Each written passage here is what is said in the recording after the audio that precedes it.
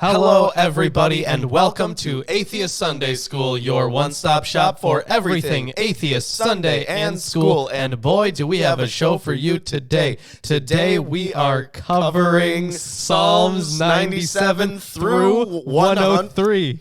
I was going to say 103. Damn. But, we almost have. Almost. I think we should definitely go with today we are covering. Okay. Right? Instead of going over. Okay. Sure. Etc. Covering is good, yeah. Yep. Anyways, I have the King James Version of the Bible. I have the English Standard Version of the Bible. We also have the Robert Alter version of the Hebrew Bible, a translation with commentary. Yes, and Erdman's commentary on the Bible. We also have the New King James and the Holy Scriptures, according to some Jews. Yes, and we are no longer using Sarna's book, which wonderful. is great. Yeah. And we are still going to be Should I play using... that exciting music now that we're done with Sarna's book? Oh, yeah. Yes. Do it. Okay.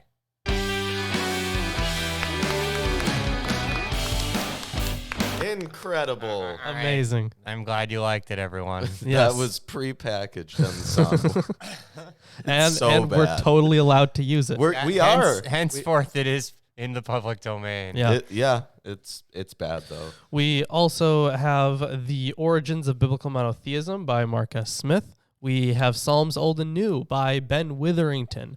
And we also have the Dead Sea Scrolls. Well, yeah, we're not going to be needing that until later. Oh. So I brought something today that we will use for a portion. I've spoken quite a bit on this show about how I think there was a statue of Yahweh in the temple, and that's what I think the Ark of the Covenant was. The full argument is found in this book right here from Thomas Romer. This is The Invention of God. It is a provocative title. In fact, all of his titles are provocative. He also has the so-called Deuteronomistic History, which is also a fantastic book. I think I happen to like Romer quite a lot. I think he's a really smart guy, makes really strong arguments. So I'm going to be covering. He uses clickbaity titles. He does use clickbaity titles. Which is good, because it's how you get noticed. And what good is writing a book if it doesn't get noticed, yeah. Nobody reads it. And of course, your new book, Nothing is Real, and some biblical scholarship. That is another book, yes. Yeah, that'd be great. Don't have it here, but it's a good read. So we're going to be using that today. Okay. Other than that, we have really not much to cover before we can just hop into the readings.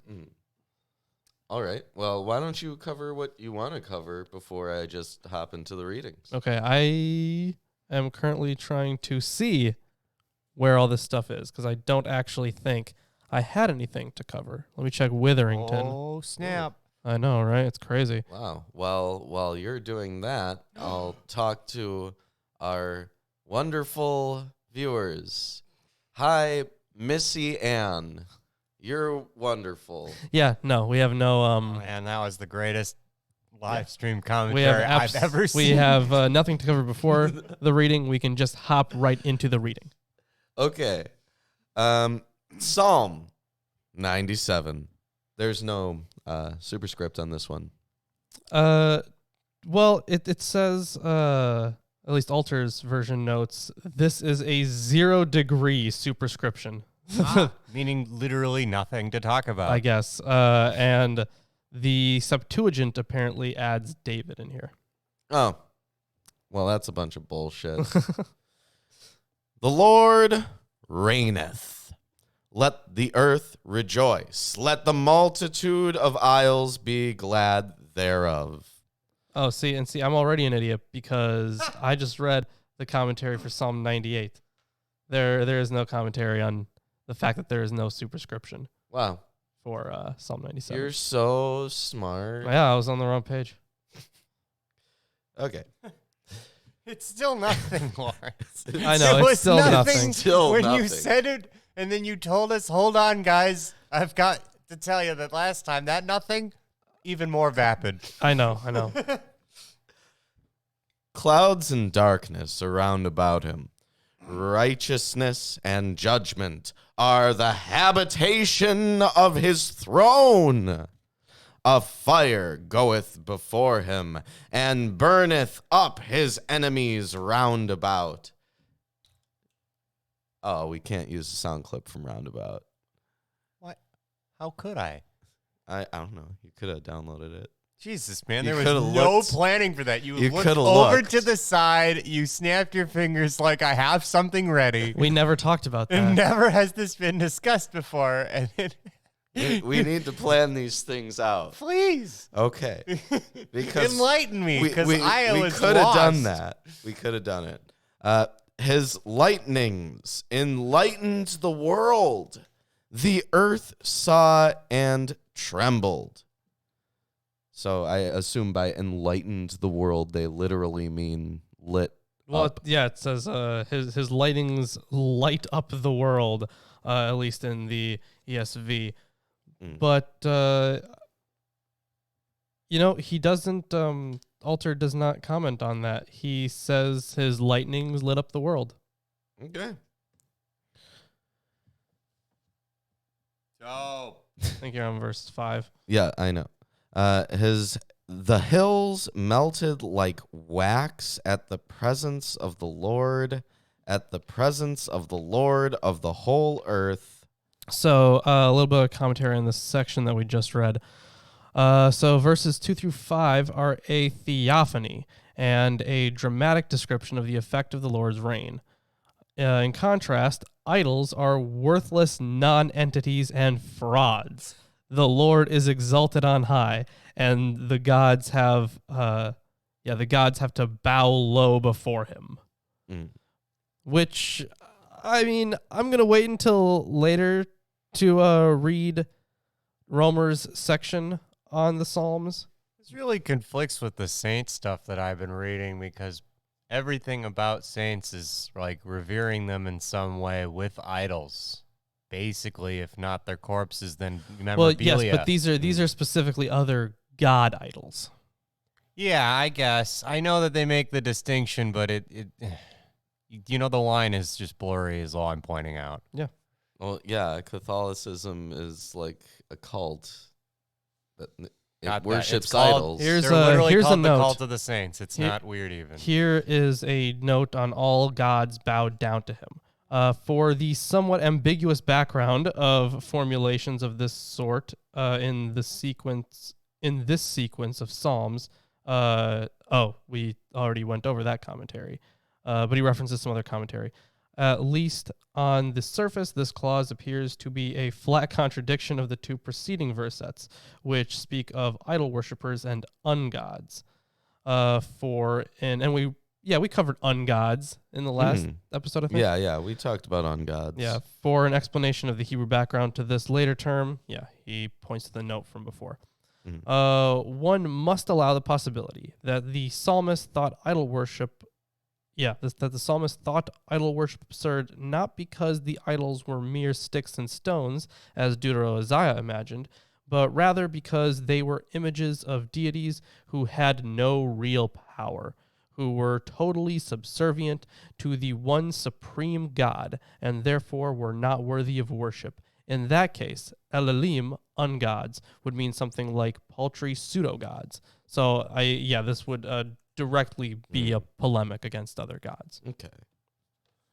The heavens declare his righteousness, and all the peoples see his glory.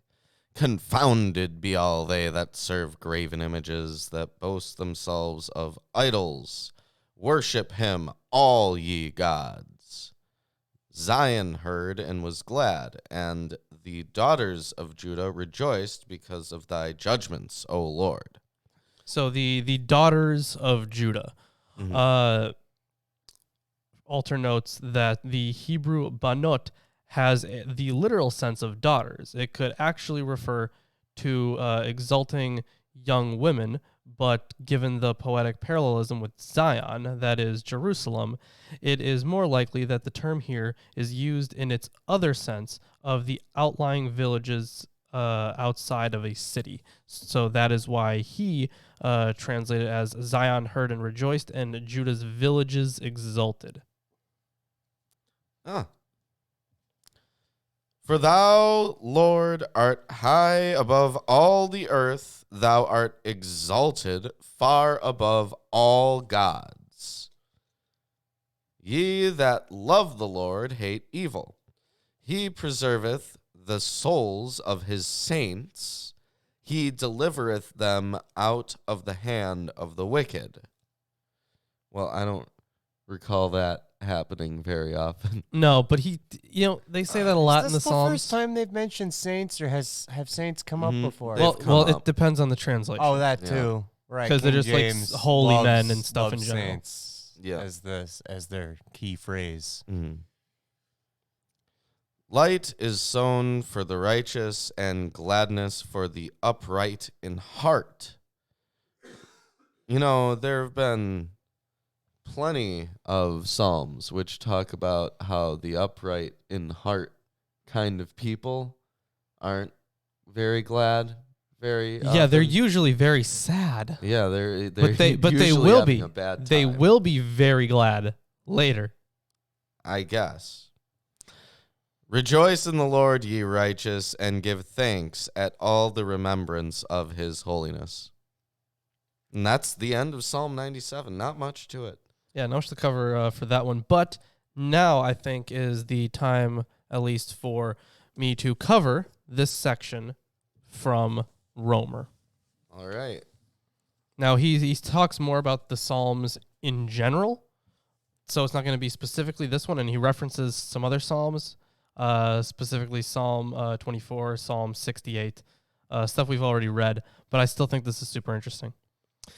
To return briefly to the Psalms, recall that some of them seem to describe the practice of moving the statue of Yahweh in a procession. Processions of statues of gods on the occasion of festivals or at other times are well attested in the Near East and Egypt. Psalm 24 would make good sense in the context of a procession with the cult statue. The appeal to the gates to open and let the King of Glory, Yahweh Sebaot, enter. Verses 7 through 10, would naturally accompany the return of the god to his sanctuary after a procession. And then he quotes the verses. Psalm 68 refers to a similar event. Quote, "We have seen your processions, God, the processions of my God, of my King, entering into the sanctuary. First the singers, last the musicians, in the middle the young women beating the tambourine." And that's in verses 25 to 26. These two texts add further weight to the claim that there was a statue or statues of Yahweh in the kingdom of Judah during the monarchy. Now, of course, the argument in full is way longer. It's a whole chapter. But I'm not just going to sit here and read the whole chapter to you. God darn. Right. But good detail. Yeah. Yep. So when we're talking about the presence of Yahweh or the presence of God, hold on, might need that. So specifically on verses about exalted above all other gods will bow before him. These are things we talked about earlier in the show on other episodes, and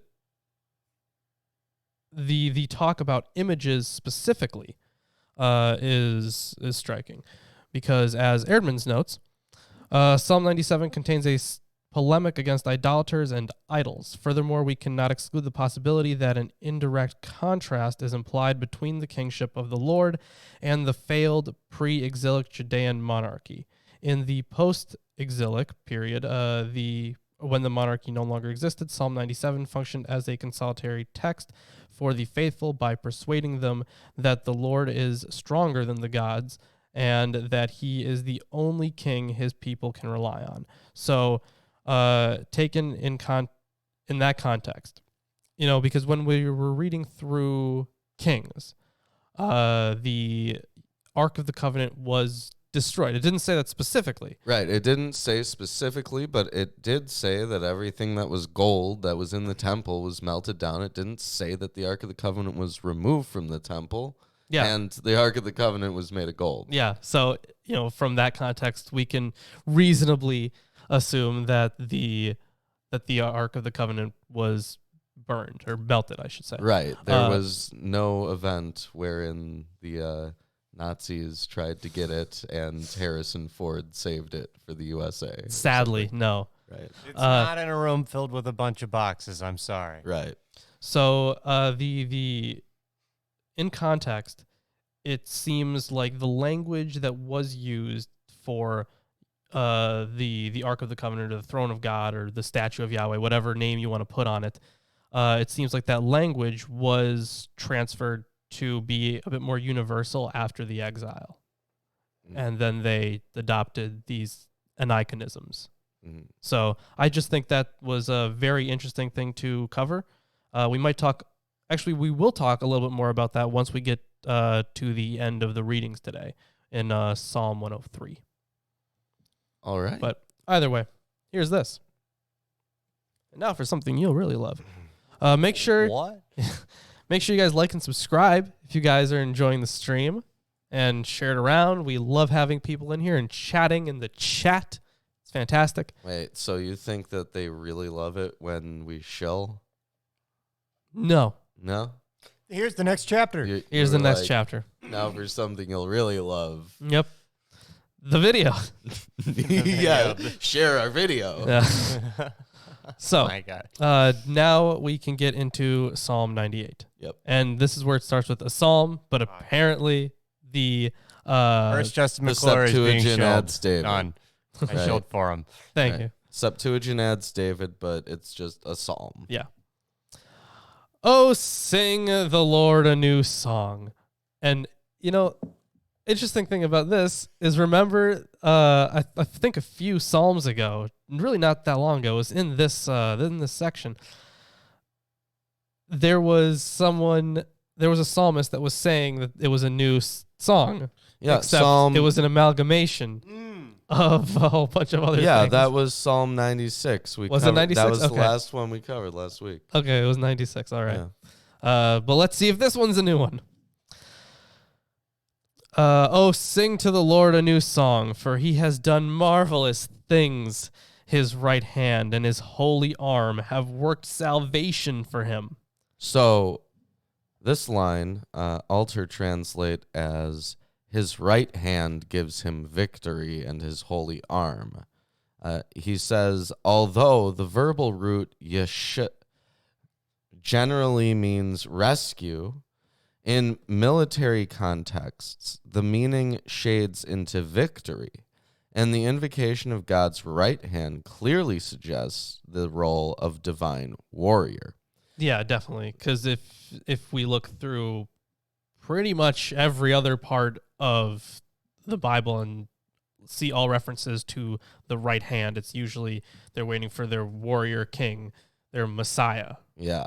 Now, seated at the right hand of God. yeah, Alter states this poem does not specify the enemy, but given its cosmic sweep and the background of similar psalms, the most likely candidate would be the primordial forces of chaos. The coolest thing ever? Which, of course, takes into consideration the Canaanite mythology that was in part adopted by the early Israelites. Except at this point in time, they were using it more metaphorically, probably. Yes. Eerdman says about this opening that we go over. Psalm 98 shows numerous similarities to Psalm 96, e.g. the conclusion of both Psalms, and to Deutero-Isaiah, e.g. Isaiah 55, 12 through 13. The similarity to Deutero-Isaiah and the anthological character of Psalm 98, check Psalm 96 for this as well, indicate that the victory of which Psalm 98 speaks probably has to do with liberation from the Babylonian exile. So on Deutero-Isaiah, if people want us to, we do have a very comprehensive commentary on Deutero-Isaiah. Yeah. And before the show, I pulled up some of the sections that share common themes. So if people want us to, we can in fact cover those sections. Mhm. But I don't know. Maybe they want to see it, later once we actually get to Isaiah. I think we should go over it later once we actually get to it, and then All we right. can reference back to this. Yeah, Sure. that makes sense. Okay. I mean, either way, But you good gotta that give the people what they want. good that you marked it out, Yeah. though. Either way. But these are different interpretations, right? Because Alter's saying that there's the most likely candidate for this enemy that they're referring to in their victory is the primordial forces of chaos. And Eerdmans is coming forward with this exilic interpretation. Right. Well, let's keep reading and maybe we'll have our own opinion. All right. The Lord has made known his salvation. He has revealed his righteousness in the sight of the nations. So, And of course, the nations referring to people that aren't Israelites. so there's a note here. Though in a good many contexts, tzedakah means righteousness, it often has the sense in poetry of bounty or beneficent act. And the interlinear parallelism with verse 3 indicates that meaning here. So Alter uses bounty. Before the nation's eyes, he revealed his bounty. Okay. He has remembered his steadfast love and faithfulness to the house of Israel. All the ends of the earth have seen the salvation of our God. So, okay, so it's very universal. Right. It's a universal thing, but it's also like secluding his chosen people. Yeah. So not very universal in the end. Make a joyful noise to the Lord, all the earth. Break forth into joyous song and sing praises. Sing praises to the Lord with the lyre. That's probably why David was added in there. Mm-hmm. With the lyre and the sound of melody, with trumpets and the sound of the horn. Make a joyful noise before the King, the Lord. So is this another one of those psalms where they identify the king with Yahweh, or they have Yahweh as king? That is what it looks like. Especially if we're, talking about these temple acts. Yes. With the lyre and the melodies and the trumpets. Eerdmans points out the second strophe forms an inclusio in that it is both introduced and concluded by the expression, make a joyful noise. The object of this strophe is to call upon everyone to praise God with all their heart. This is expressed by a succession of 6 imperatives. In verse 4, we are told, who should praise the Lord, namely all the earth. Verse 5, by what means the Lord should be praised, and the musical instruments to be used for praise. In verse 5 and 6, all the elements of this strophe combine to express the exuberance and the universality of the praise of the Lord, who is also described as the King. So this next section looks like it might give some credence to, I believe, Alter's interpretation. There is commentary on both of these on this next section. Great. I'll finish off this psalm and then we can discuss that. All right. Let the sea roar and all that fills it, the world and those who dwell in it. Let the rivers clap their hands. Let the hills sing for joy before the Lord, for he comes to judge the earth. He will judge the world with righteousness and the people with equity.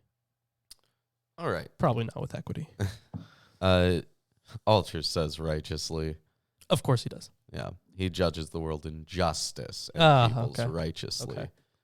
Yeah.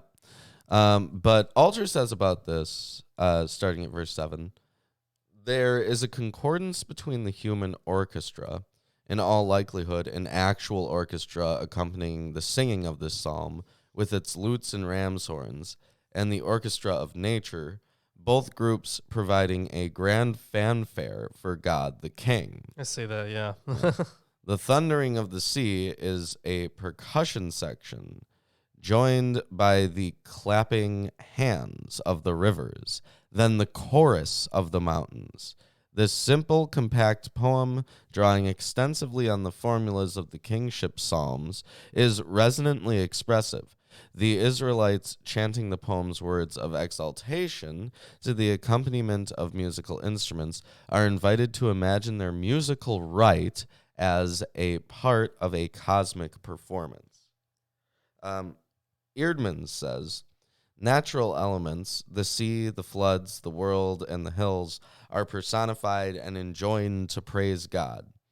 Verse 7 especially, the sea roar, and verse 8, the floods, contains terminology that has probably related originally to the primeval chaos.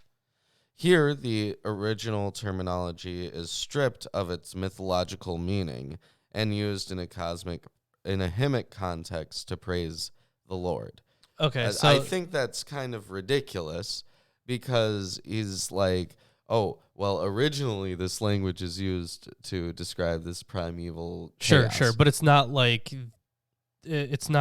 rivers and seas and mountains are exclusively like a religious thing. Right, but we're also not referring to the common everyday context in which people use their language, like in discussion. We're referring to biblical poetry about divine things. Yeah. And so I think it's perfectly reasonable to assume that their choice of words would be such to invoke other things which have been covered in divine context. Sure. But since this would be, definitely way after the, I guess, the not annihilation, but the after Canaanite mythology was like no longer a thing that people accepted once the region was officially Israelite. I think that they can use this language, they can use those motifs, but apply them not only secularly, but also to have them as part of a greater creation of God, I guess. So I don't think that these necessarily point to the ancient motifs of, the primordial chaos. They might not. I have an alternative interpretation, and that is that, like many psalms, this is just one of the one. I mean, this literally sets up God as king, right?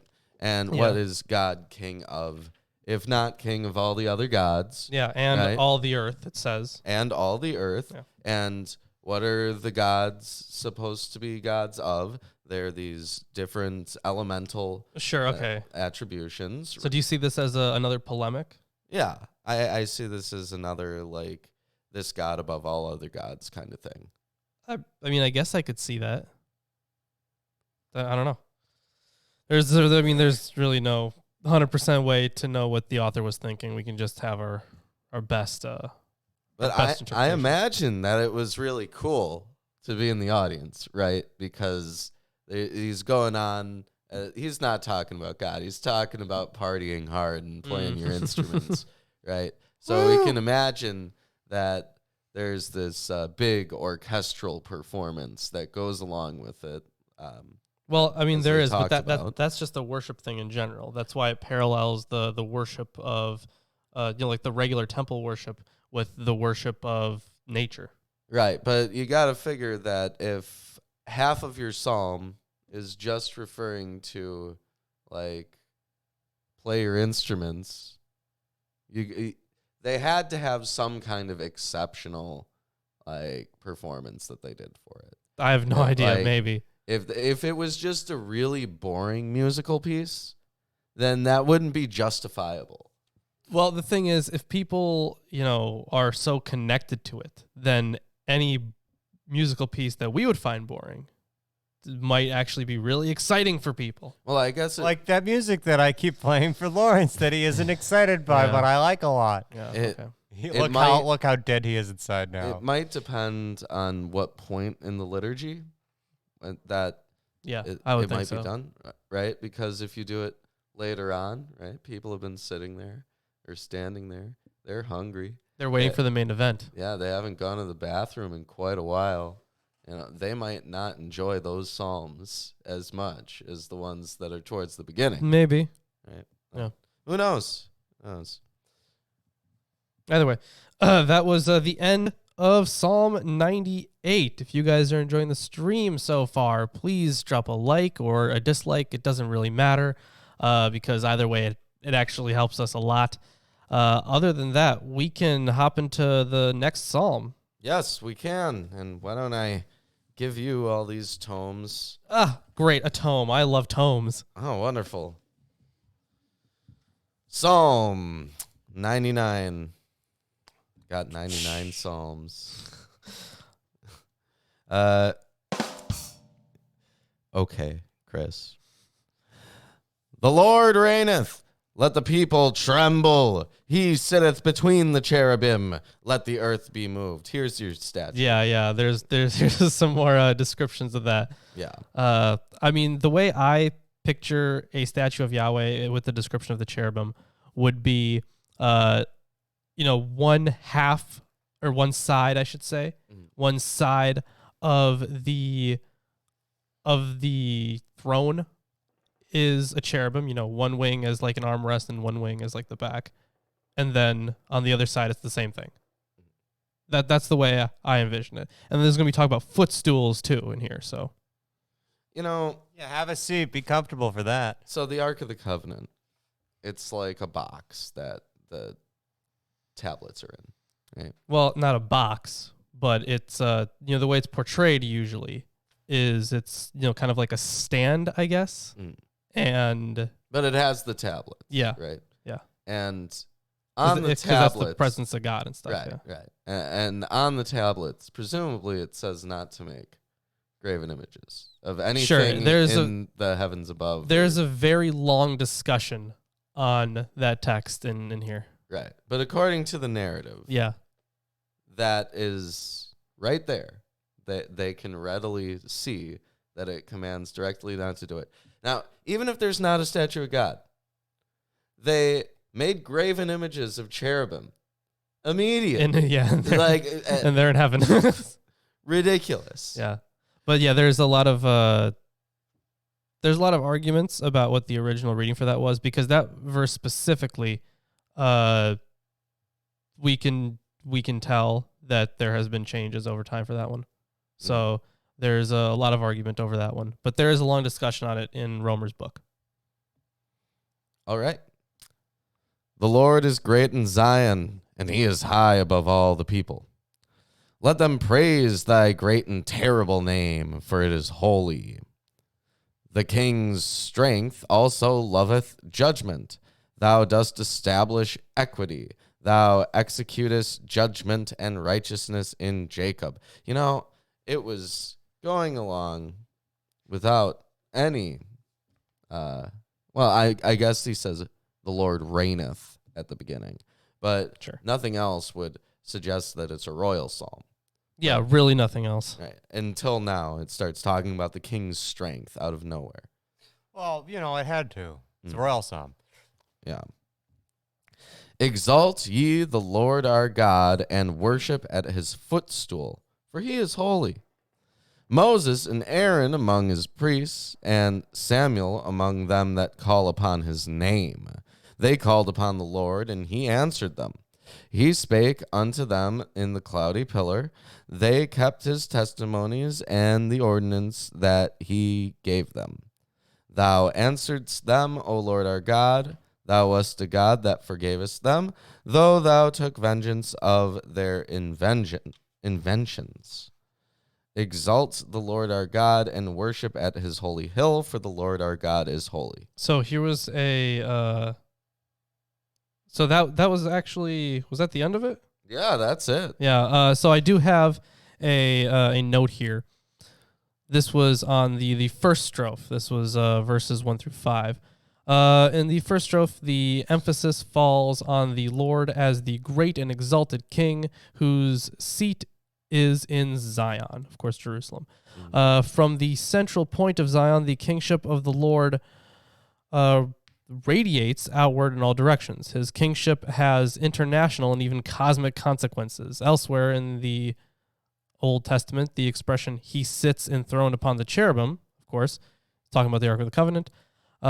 In Psalm 99, it should rather be interpreted in the light of the royal metaphor, so that, quote, "he sits enthroned among the cherubim" should be taken to mean that the Lord reigns over the entire earth.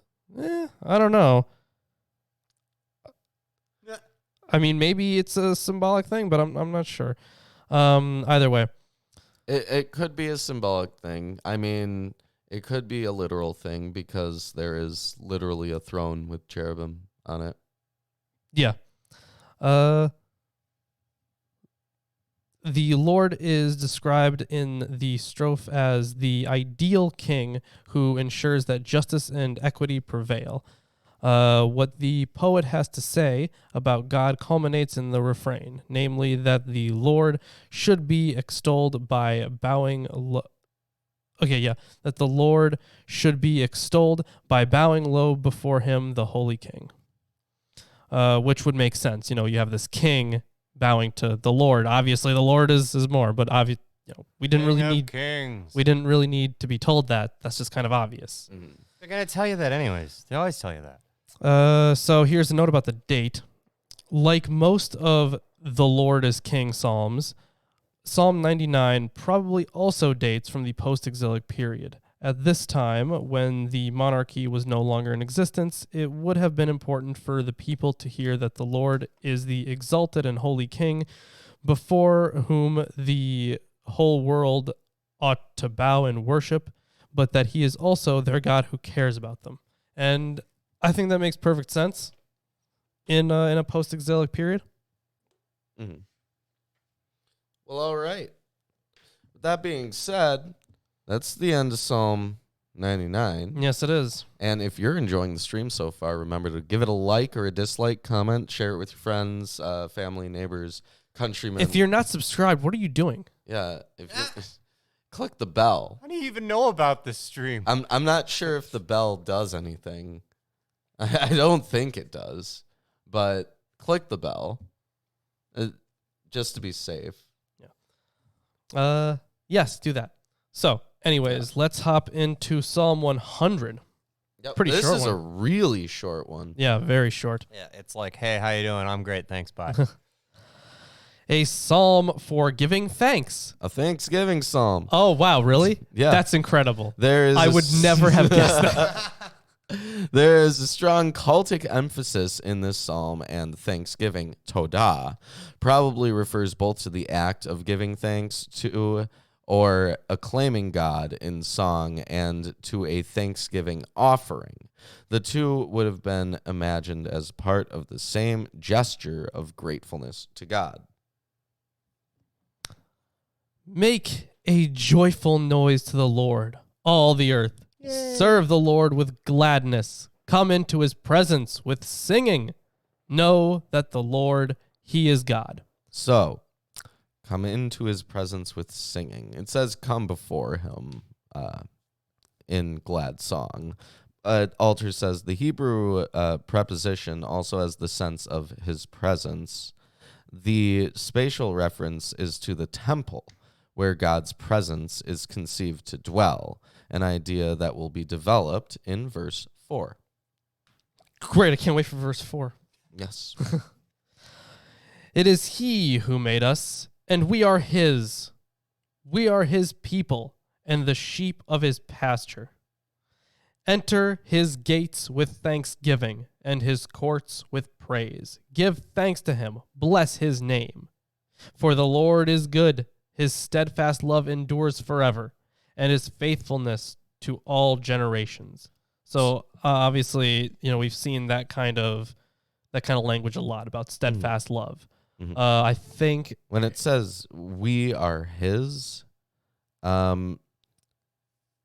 it could mean and not we.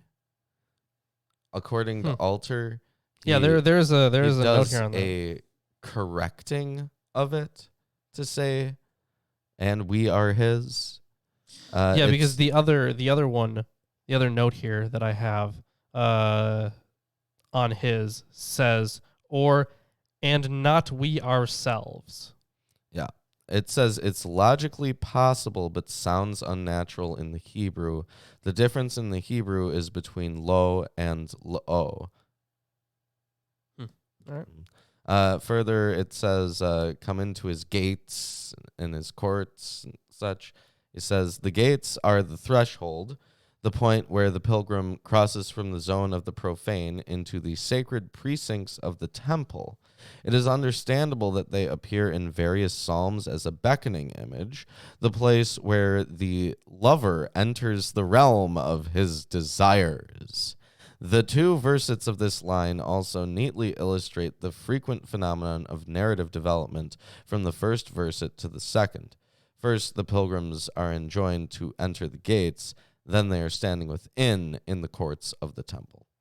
Hold on, and just before we continue, to Grateful is Jesus in the chat, I recommend for you this book, The Origins of Biblical Monotheism by Mark S. Smith. This guy is a devout Catholic, so, I mean, he doesn't have, an atheist agenda, definitely not, but I recommend this book because it goes very in-depth about how early Israelites went from polytheism to henotheism to monotheism. And of course, Thomas Romer's book does that as well. But I'm unsure about his religious affiliation. And I feel like that might matter for you. So either way. I would think that someone who names their book The Invention of God is not a devout believer. I have no idea. I have absolutely no idea. Can't find any record of that. Hey, do you hear something? A very strange sound. Ooh, where is it? That's crazy. Where is it coming from? This is the weirdest thing I've heard all day. I've never heard anything like this before. Behold, I am your Lord and Savior, Jesus Christ, and I want to let all you heathens and sinners know that I support this wonderful episode of Atheist Sunday School. Lawrence and Reuben try their very best to bring you the true glory of the Bible, and they need your help. They have provided links to their Patreon page and other social media just for you. Once again, my name is Jesus Christ, and this is Milwaukee Atheists. The Lord is with them. God bless. Wow. Oh my God. Thanks, Jesus. It's Jesus. Jesus always stops by saying hello, being a nice guy. Special guest this week. Well, actually, our special guest is God, as you can see. Oh yeah, this is God. Right there. Right there here. he is. Do you not see his glorious radiance? Yeah. That's about all you can see, actually. Pretty heretical. Hard to see anything else. Yeah. There was a time where we could probably get killed for that. Yeah, probably, yeah. In fact, there may be parts of the world. There are plenty of parts of the world where we would just get killed. Yeah. Yeah. Wonderful. But we're also Jewish, so that's not saying much. Well, are we? You guys are. I don't know if that helps. We are. I don't really buy the whole Jewish atheist thing. Well, either way, Yeah, people I could be an exception. Look, they tried to make I know me that Catholic. people say it, but to me, that just it inherently presumes the racial or ethnic basis of Judaism, right? Sure. Because if you're not, well, if you take a look at, because we both grew up. Justin, I never leave the house. I'm safer than right? most. We both grew up Jewish, And- but we and- don't practice the culture. No, I know, right? but the whole point is that, I mean, at least my grandparents stressed that I should marry a Jewish woman because she's Jewish to continue the race. Of course. And if you do that for long enough, you'd call that a race eventually? You would, but at the same time, Judaism allows for converts. Yeah. And it allows for the mother of a Jewish child to have conceived that child with a non-Jewish man. Now, the reason that your grandparents want you to marry a Jewish girl is because it will mean that your children will be Jewish because their mother is a Jewish woman. So there isn't really that strict of a cutoff. It really depends on the family, honestly, because if they take more of kind of a liberal Jewish approach, then they'd be more in tune with the Book of Ruth, for example, right, where she married a Moabite. And if we know that, and if they're conservative, like my grandparents are, then they would take the approach of Ezra and Nehemiah.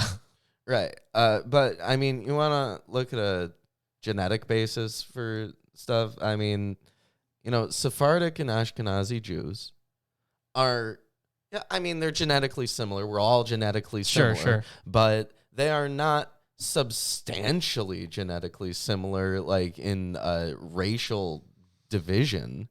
There is no Jewish gene that is universal to all Jews. I have no idea. I've looked into it. There isn't one. Oh. There are some genes that something are more really prevalent weird? among. Sorry, this is kind of a side topic, but did you know that there is now an Antarctic sub-language variant in accent? Does Landon Really? speak it? I want to ask. I really want to ask because He's going to be on the show next week. So listened to some and tried to make out the difference as well as wrote an article on it.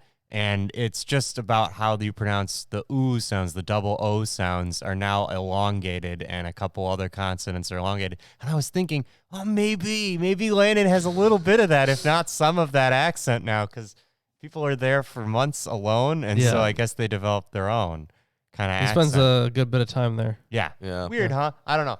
I thought I'd throw that out there as a fun fact. Either way, we don't have the 100-point show or shit. We so. can move past are the Jews distinct race discussion. That's for a completely different time. Next eon. Right. Yeah, let's hop into the next psalm. How about that? Okay. Psalm 101. Welcome to Psalm 101, everybody. We're going to be talking about all the Psalms. Yep. Psalm 101. Let's get to it. So in the beginning, God created the heavens and the earth. This is a royal psalm, and it's regarded by most exegetes as a royal psalm. Right, as a superscript, as a psalm of David. Right. And David being a king. Sure. So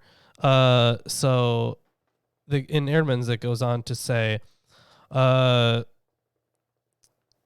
more specifically, as a code of conduct for the ideal king. And then this section is a little long, but I find it to be pretty important, so I start it and everything. This point of view cannot, however, be substantiated on the grounds of the content of the psalm, since nowhere in the psalm is a king directly mentioned. Instead, the psalm should be regarded as a wisdom text. Numerous examples of wisdom terminology are found in Psalm 101. Walk with integrity of heart, or in the way of blamelessness, in the way that is blameless, perverseness of the heart, then a whole slew of other things. But all of them are well-known wisdom terms for describing hubris, the theme of slandering a neighbor. In verse 7 is found frequently in wisdom literature. Polarity, and especially the contrast between the righteous and evil doers, which plays a part in Psalm 101, is typical of wisdom psalms. Psalm 101 is a persuasive wisdom text in which the poet presents the listener with a choice, largely through the contrasts he uses, and tries to persuade him to choose God and a righteous way of life. The psalm is therefore a code of conduct to be followed not only by kings, but by everyone who reads or hears it. Expressions such as, "I will destroy all the wicked in the land," should not be interpreted literally, but should rather be seen as hyperbolic language in which the function of the psalm, which is to persuade the reader, is clearly seen. I mean, we're going to have our own thoughts on it, but felt like that was an important section to cover. All right. Psalm of David. I will sing of mercy and judgment.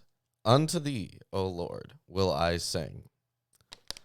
I will behave myself wisely in a perfect way. Oh, when wilt thou come unto me? I will walk within my house with a perfect heart. I will set no wicked thing before mine eyes. I hate the work of them that turn aside. It shall not cleave to me. A froward heart. What does yours say? Which verse is that? Oh, that's Verse 4. Okay, may a twisted heart. Oh, okay. Okay. Yeah, No. froward is sometimes, I believe, used in gemcraft and mineral art, wherein the substance is the least usable. Wonderful. Great, thanks for that, Chris. Also, I just want to let everyone know we are still doing our donation drive to do alchemy. Yeah, All we're right. going to do alchemy. We're going to transmute something. Lead to gold. Yeah, we're gonna do some alchemy. So if you want to see us do alchemy, help us get to $666. We are almost exactly $100 away. Yep. So, Watch it be incredibly easy to transmute lead to gold. and then We'll get rich. great, thanks. We won't need to do YouTube anymore. We'll keep doing it. We'll They're just going Either to way. ruin we'll the have- gold market for everyone. Yeah, we are. That's the plan. All right, Okay. but let's continue with the psalm. A froward heart shall depart from me. I will not know a wicked person. Whoso privily slandereth his neighbor, him will I cut off. Him that hath a high look and a proud heart will not I suffer. Mine eyes shall be upon the faithful of the land, that they may dwell with me. He that walketh in a perfect way, he shall serve me. He that worketh deceit shall not dwell within my house. He that telleth lies shall not tarry in my sight. I will destroy all the wicked of the land, that I may cut off all wicked doers from the city of the Lord. What's interesting is that in Alter's version, it says, each morning I shall destroy all the wicked of the land. Mm. That's about the only real difference. You know, it's a psalm about mercy and judgment, as it says in the first verse. I'm not sure it has to be a royal psalm. Well, yeah, that's why that was Erdman's comment But on it. Reuben, isn't that all about royalty? No. Oh, shoot. Wow. Darn. Oh, no. No. Thank you for the $4.99. Make scripture great again. Yeah. Thank you, Johnny Spinoza, for the $4.99. How far are we now? About $95 away now. $95 away. Wow. We're actually gonna have to turn lead into gold. Shoot. Well, let's hop into the next psalm. Yeah, there wasn't really much to cover for that one. Yeah, these are pretty short. Yeah, but these next ones coming up are a bit longer. I don't actually think you need that one. Do I? Well, for not? 102. Oh no, I don't. Okay. Keep it. Oh, fine. I guess I will. Yeah. Anyways, Psalm 102. A prayer of one afflicted when he is faint and pours out his complaint before the Lord. So the King James. When somebody How complains about something. specific? Yeah, the King James says When a sick person is complaining. Is that what this is saying? a prayer of the afflicted when he is overwhelmed and poureth out his complaint before the Lord. Alter says a prayer for the lowly when he grows faint and pours out his plea before the Lord. He says in the commentary, prayer for the lowly. This is unusual as a superscription because it scans nicely as a line of poetry. Yeah, it is a really weird superscription. You Wow, don't see it something. It looks like a poem for freaking one. It doesn't seem like this superscription would be a superscription because usually the superscriptions are not this specific. Consequently, one could infer that it was composed by the poet as the first line of the poem rather than added by an editor. Yeah, that makes sense. Yep. I don't see why they would separate it, though. Well, that would probably be the work of someone later. Hmm. Either way. Here's probably why. Hear my prayer, O Lord. Let my cry come to you. So that's actually a very common way that these start. Hear my prayer, O Lord. That Yeah. invocation. Yeah. So that's probably why. This is like an individual lament all over again. Yes. Wonderful. Do not hide your face from me in the day of my distress. Incline your ear to me. Answer me speedily in the day when I call. This sounds like some of the stuff that we chanted in the demon summoning video. Kinda, yeah. Yeah. For my days pass away like smoke, and my bones burn like a furnace. This haunting image focuses on two ideas: ephemerality and suffering. The supplicant's days burn away to mere smoke, like any rapidly combustible substance set on fire, and the results of the blaze of torment within him is bones charred like a hearth after the fire has burned out. This poem is distinctive among the Psalms of supplication in its powerful emphasis on the transience and insubstantiality of human life, an emphasis at certain points reminiscent of Job. Oh, I can. We'll see what comes up here. Okay. My heart is struck down like grass and has withered. I forget to eat my bread because of my loud groaning. My bones cling to my flesh. So no muscle. Yeah, Yeah, I'm feeling Job. the Yeah. loud groaning thing, the literal sense of the Hebrew is the voice of my sighing. Okay. The bones cleave to my flesh. The image is of one of emaciation, the person reduced to skin and bones. So, Yeah. yes, like Job. I am like a desert owl of the wilderness, like an owl of the waste places. So there's a note here on owl. It says the precise identity of these birds is uncertain. Is there a note for that? No, Alter uses owl here, and, in verse 8, he switches to bird. Okay. Because, when I was doing research for the Lilith video, one of the many translations for Lilith was screech owl. So I was wondering I know that this word here isn't Lilith, but I was just wondering about another bird identification, I guess. Mhm. It It could be a Moloch.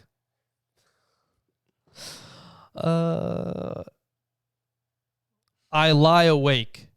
I am like a lonely sparrow on the housetop. All the day my enemies taunt me. Sorry, go ahead. Oh, yeah. Like a lonely bird on a roof.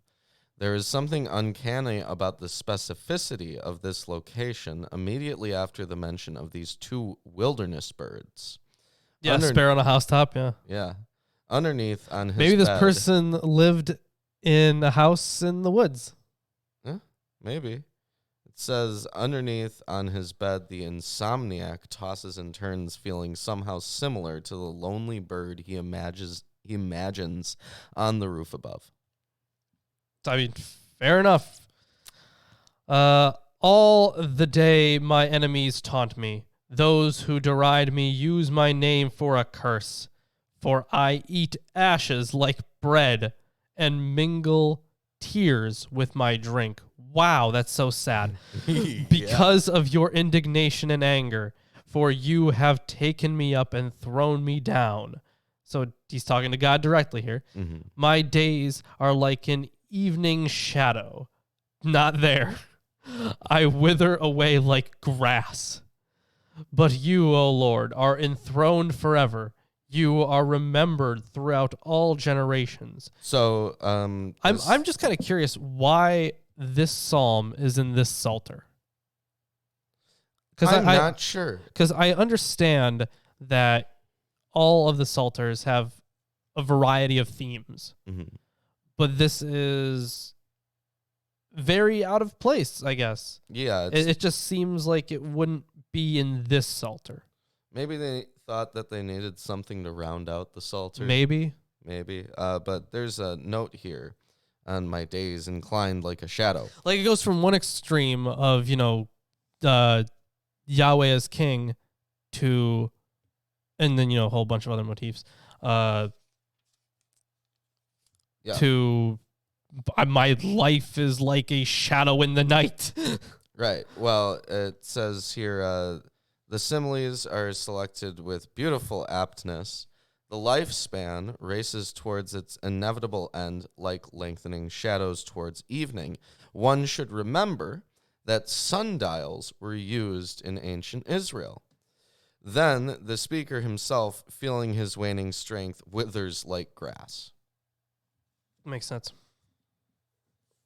Either way, where was I? He was saying something depressing. But you, O Lord, are enthroned forever. You are remembered throughout all generations. You will arise and have pity on Zion. It is the time to favor her. The appointed time has come. For your servants hold her stones dear and have pity on her dust. So that's interesting. So what this is sounding like, and maybe this is just because this is fresh in my memory that I'm relating it to this. But if you remember, we were reading through First Maccabees, and they were talking about they took the stones back, right? Yeah. Of the temple because had been it They just had to wasn't be purified. yeah. So they took the stones back. So is there commentary on that at all? Yes. Great. It says here. Because that's probably just me relating it to something very recent we've read. I'm sure it's something else. It's got to be something else. I don't think it mentions Maccabees in here. Okay. In fact, it doesn't. But it says, the sudden introduction of the theme of Zion, destroyed by its enemies, is surprising. Because until this point, the speaker's complaint is concentrated entirely on his own devastated condition as an afflicted mortal. Hold on. I think I'm getting this. Okay. Yeah. So, because there is no temple, like this guy is a servant of the Lord, because there is no temple, he is making all these wilderness parallels. Yes. And these nature metaphors. And because he But can't this practice is probably in a communal religious setting, Yes. he's like a lonely bird on a roof. yes, and when it comes to holding her stones, that's probably about just the rebuilding of the temple, like Ezra and Nehemiah stuff. That's probably what it's about. Well, Alter says it is possible, as some interpreters have proposed, that this prayer for the restoration of Zion was grafted onto an earlier psalm of individual supplication, perhaps because the desperate voice of the supplicant was felt to be appropriate for the sense of national desperation after the destruction of Jerusalem and the loss of national sovereignty. It is well to keep in mind that diachronic collage was an accepted technique of composition in biblical literature. It also says, the pity of the Judahites for the ruined stones of Zion is meant to be a signpost for the pity that God should show. So we weren't really that far off. Yeah. Either way, where was I? Stones hold her stones dear and have pity on her dust. Nations will fear the name of the Lord, and all the kings of the earth will fear your glory. So it just says here that there are numerous analogs in the prophecies of Isaiah. Sure. And that's actually afterwards, or for the next psalm. I'm gonna mention some stuff. For the Lord builds up Zion. He appears in his glory. He regards the prayer of the destitute and does not despise the prayer. Let this be recorded for a generation to come, so that a people yet to be created may praise the Lord, that he looked down from his holy height. From heaven the Lord looked at the earth to hear the groans of the prisoners, to set free those who were doomed to die, that they may declare in Zion the name of the Lord, and in Jerusalem his praise. When peoples gather together and kingdoms to worship the Lord, he has broken... sorry. Before you go on, that was a long sentence. It says, these words launch a long, complex sentence, unusual in biblical poetry, from "For the Lord had gazed down" in verse 20. It runs all the way to the end of verse 23. The syntax follows the long vertical line of the divine gaze from heaven to earth, then takes off in the panorama of God's suffering servant and moves on to the prospect and the purpose of his act of liberation. So apparently the Hebrew is very complex, and it is visually meant to like represent something in the way that it's written. Like a lot of poetry will like shape things with their lines. Sure. Yeah. I understand what you are saying. So let's continue.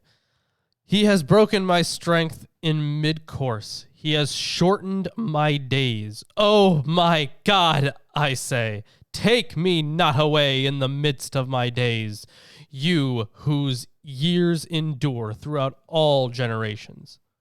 Of old you laid the foundation of the earth, and the heavens are the work of your hands. They will perish, but you will remain. They will all wear out like a garment. You will change them like a robe, and they will pass away. So this bit So, here, of course, about the fleetingness of people. yeah, it says the clothing image is worked two ways. First, it is a garment worn thin or to shreds through long use. Then a garment... And obviously this is more about, Mhm. kingship. Yeah. Then a garment to be replaced by another, as God is free to do with the seemingly eternal heaven and earth. At the same time, the verb... Wow, okay. is... You want to try that again? There's no vowels. Okay. To No, change... he gave it a good go. ...is used in two different senses. First, to change a garment, then to pass away, to vanish. So literally the language that is used is both for changing garments and dying. Okay. But you are the same, and your years have no end. The children of your servants shall dwell secure. Their offspring shall be established before you. So he wanted this to be more of something used after the temple was rebuilt. So Wait, is that the end of your psalm? Yes. Wow, that's different. But your years never end. The sons of your servants dwell safe. Their seed in your presence unshaken. Okay. Yeah, that's a little close. Because their offspring shall be established before you. Mm-hmm. So, but it says here, the poem concludes with the mention of offspring. An individual life lasts only a moment, but a kind of perpetuity may be granted to humanity through its continuing progeny. Thus, the last words of the psalm, the verb yikon, unshaken, is a word attached in general biblical usage to dynasties, to grand public buildings, and to heaven and earth. So I think it would make sense if this were written between the time of, when Cyrus said, okay, you can go, and the actual rebuilding of the temple. In between that time. Yes. So it's a pretty short time frame, honestly. Mm-hmm. So that's what I think. But it's very Job-like in certain Yeah, definitely. parts. I think that probably parts of this were not in the original. I have no idea, man. It just changes up its atmosphere and like its mood. Sure, I mean, but most psalms, like long ones especially, do that. Well, most psalms, long ones especially, do have snippets of other things thrown in. That's true, yeah. Anyways, that's the end of the psalm. Yeah. Right? So let's boogie on over to the last psalm of the day. And I'm going to take this book out because I'm going to need it. If you guys are enjoying the stream so far, please drop a like, subscribe if you haven't. And, donations are open. And Yeah, we have an Amazon wish list. And yeah, but it's full of books. We'll show that Thank later. you, Landon. We'll show for your that later, most too. recent purchase. Thank you, Landon, for your recent purchases. Yeah. Yeah, we're going to be getting a lot of cool stuff. Yeah, we are. And, ring that bell because Yeah. we're here every week, twice a week. So, Yep. Join us. Anyways, let's continue. Psalm 103. This is going to be the last one for the day. Yep. And next week, we're going to be finishing this Psalter. Yeah. Yeah, we are. And then we'll be finally in the last book of Psalms. Oh no. Oh no. Oh no. There's so much. Yeah, but it's okay. We're getting there. Oh man. We are getting there. Okay. Let's do this. Psalm 103, a psalm of David. Bless the Lord, O my soul, and all that is within me. Bless his holy name. So here is an interesting note. This is from Witherington's. This is that rare psalm in Book 4 of the Psalter that has a superscript connecting it to David both in the Masoretic text and in the Septuagint. Ooh, so still not written by David, but Yeah. definitely a David song. Anyways, let's continue. Yep. Bless the Lord, O my soul, and forget not all his benefits. So one of the things that is going to become important later as well that we should talk about now is the translation of a certain word. From Witherington also, there is a problem in the case of both verse 1 and 22, namely how to translate the word nupsi, rendered in older English translations, my soul. The word does not refer to the whole self, much less the Greek concept of the immortal soul. Brueggemann and Bellinger helpfully suggest the inner person. Notice the reference to, quote, all that is within me in verse 1. The psalmist wants what we would call wholehearted praise. Who forgiveth all thine iniquities? Who healeth all thy diseases? Who redeemeth thy life from destruction? Who crowneth thee with loving kindness and tender mercies? Who satisfieth thy mouth with good things, so that thy youth is renewed like the eagles? What? Like the eagles. Okay. What verse was that? That was verse 5. Yeah, like the eagle. This image alludes to the eagle's shedding, of the eagle shedding its feathers and growing new ones. Molting? Yeah, Yeah, like molting. from its baby You feathers mean like too. all birds? I mean, yeah, they could use a snake or... Yeah, but I guess. No, they're not really good with birds. They've had a hard time. It could just be bird or owl or eagle. Who cares? Sure, yeah. They're not good with birds. Great. The Lord executeth righteousness and judgment for all that are oppressed. He made known his ways unto Moses, his acts unto the children of Israel. The Lord is merciful and gracious, slow to anger, and plenteous in mercy. He will not always chide, neither will he keep his anger forever. He hath not dealt with us after our sins, nor rewarded us according to our iniquities. So he is merciful. Right.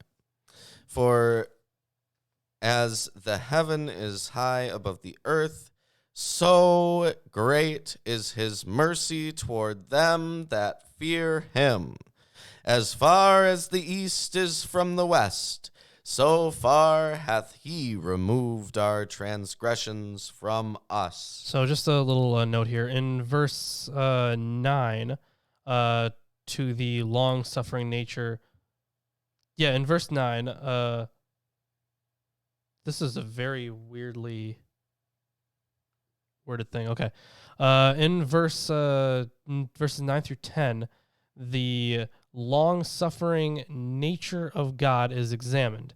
Even if God were fully justified in punishing his people for their sins forever, it is evidence of his mercy that he does not punish them as they deserve. Wow. Wonderful. Morality. Like as a father pitieth his children, so the Lord pitieth them that fear him. So a note on those similes that we just went over. The first simile concerns the height of God's love, higher than the very heavens. So great and immeasurable is his love. The east and the west, symbolic of total remoteness and endless distance, are used as similes to indicate how far the Lord removes our transgressions. By the way, not endless. There's gates and windows, and they have a definitive set distance. You know what, Psalms? You have just been debunked by the Book of Enoch. Yep. Take that. Wonderful. Anyways, that was the end of my thing, so go ahead. Okay. For he knoweth our frame, he remembereth that we are dust. As for man, his days are as grass, as a flower of the field, so he flourisheth. For the wind passeth over it, and it is gone, and the place thereof shall know it no more. But the mercy of the Lord is from everlasting to everlasting upon them that fear him, and his righteousness unto children's children, to such as keep his covenant, and to those that remember his commandments to do them. The Lord hath prepared his throne in all the heavens, and his kingdom ruleth over all. Bless the Lord, ye his angels, that excel in strength, that do his commandments, hearkening unto the voice of his word. Bless ye the Lord, all ye his hosts, ye ministers of his, that do his pleasure. Bless the Lord, all his works in all places of his dominion. Bless the Lord, O my soul.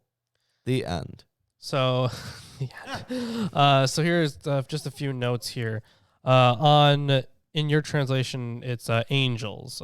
So Ultra translates it as messengers, and of course says this term, traditionally rendered as angels, designates the celestial beings who form God's royal entourage and carry out his commands. As the next verse that makes clear, these figures are imagined as divine warriors. An idea that Milton would pick up in Paradise Lost. And then the note on all his armies. I forget what translation you had for that in verse 21. Verse 21, all ye his hosts. Okay, yeah, all his armies. This term carries forward the valiant in power of the previous line and alludes to God's identity as Lord of armies, Yahweh Tsevaot, which, yeah, that happens quite a lot. Yep. Another note here. Okay.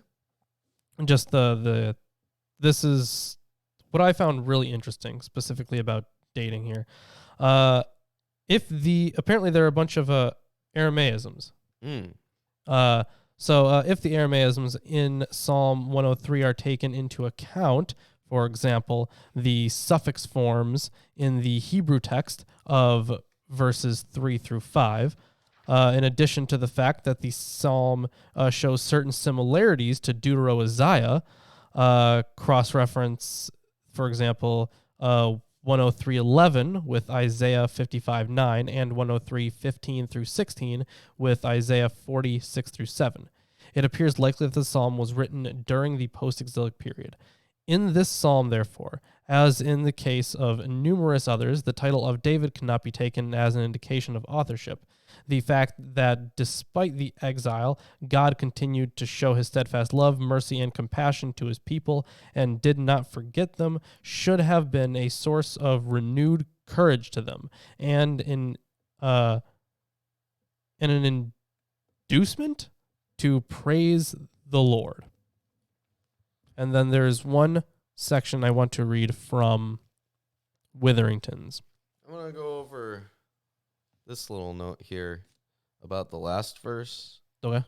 where he says to bless the Lord. Sure. And it says, in a grand concluding flourish, all creation is pulled together in the exhortation to praise God.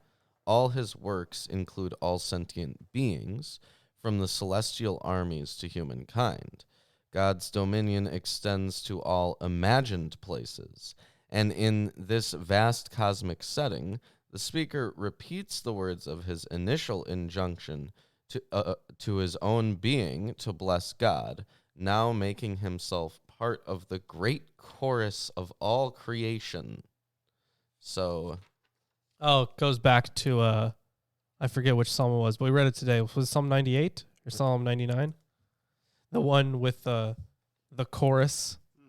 yes. The land being a chorus, the mountains and the sea and the river. Yeah, with the mountains and the sea and the river. I remember we talked about this. Oh, man, is this 97? 97 was the first one we covered today. the first one we covered today. Well, while you find Well. it, I'm going to read this this section here because I thought it was neat.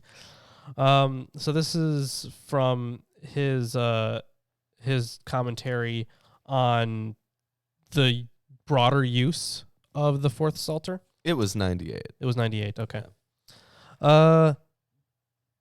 So, anyways, Psalm 97:7 reads, "All Elohim bow down before him," which the Septuagint renders, "worship him, all his angels," which in turn must be compared to Revelation 7:11, quote, "And the angels fell on their faces before the throne and worshipped God, singing." That we are on the right track here is shown by the direct citation of Psalm 97:7 in Hebrews 1:16.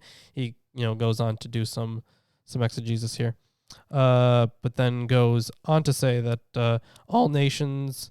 Sorry, he goes on to say that Psalm 98:2 says he has revealed his vindication in the sight of the nations. Revelation 11:18 again in a poetic song text says the nations raged, but your wrath has come. And the Septuagint of Psalm 99:1 reads, "The Lord became king, let peoples grow angry.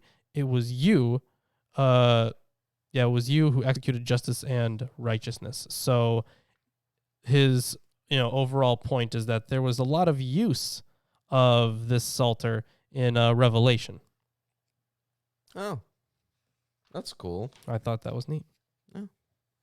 Well, And that's right. God's a cat. Thanks. Thank you. that's all we're covering today. Next time, we're finishing the fourth Psalter. And then the time after that, We're starting the the last Psalter. After that. finally. Yeah, I know it's been a while. And then, oh man, we're going to be doing that for weeks. Yeah. But not too long. It's time's getting, cut down on it. Week by week, we're just getting closer and closer. Yeah. Way yeah. to tell us how things How- work what- one time. yeah. Oh man. You know what? You're welcome. I just told you how chronology works. Well, then we go into Proverbs, and Proverbs is going to be much better. I mean, I think it will be, yeah. Yeah. But either way, that's the end of the show for today. Thank you, everybody, for joining us. If you like what we do, please consider dropping a like, subscribing if you haven't, sharing the streams, especially when they're live, and clicking Buying that. us stuff. Buy us stuff on our Amazon wish list. Yes. We want all the stuff. Nightbot has been posting it in the chat, our Amazon wish list. If you want to add more books to this table or help us with videos, you can get books for us. And they're all on the wish list, and we will use them for research. They will be cited. They eventually all do. So they're very helpful. If you don't feel like getting us a book, how about you get yourself something nice and get a t-shirt? Because on Or a Teespring mug. or a mug, yeah, or that's a true. hoodie.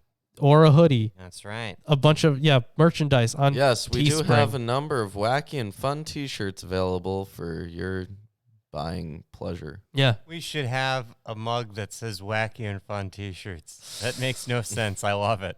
Okay. We should Sure, why have a not? mouse pad that says wacky and fun t-shirts. Something that no one will ever use. Yeah. Good gag gift, though. So yes, absolutely. Shirts and a whole bunch of other stuff on Teespring. If you want to be more involved, you could become a patron on Patreon. At a number of donation dollars per month, you get to be on this show. Yes, you get access to all the scripts. That's for $1 a month. For $1 a month, you get access to all of our video scripts. Yeah. Those tomes of information absolute tomes of information. for less than $12 a year. Yep. You'll blow people's minds with how much you know about everything that we write about. It's incredible. So obviously, lots of cool stuff on Patreon. Impress your friend. Facebook and Twitter. It is free to follow us there. So if you're not, go ahead and do that. We post there sometimes. We share stuff and tweet stuff and all that good stuff. Yes. That's that people on social media do. 7 more episodes of Psalms, people. 7 more. Then we're done. Yeah. Ah. So either way, I think, is that all the shilling? We could chill more. $10,000. One of us will come Handshake, shake your hand. high five, five. your choice. Something. Continental United States. Not Canada. Or Mexico. Yeah, those are not the continental United States. Thanks. Not yet. We would prefer, an area that doesn't have coronavirus. How about we move on? And thanks everyone for joining us. And we will, until we get a new thing, Chris. See you on Friday. On Friday. /Sunday. But it says Sunday. We should actually make it say Friday /Sunday. Let's do that. And see you guys. Bye. See ya.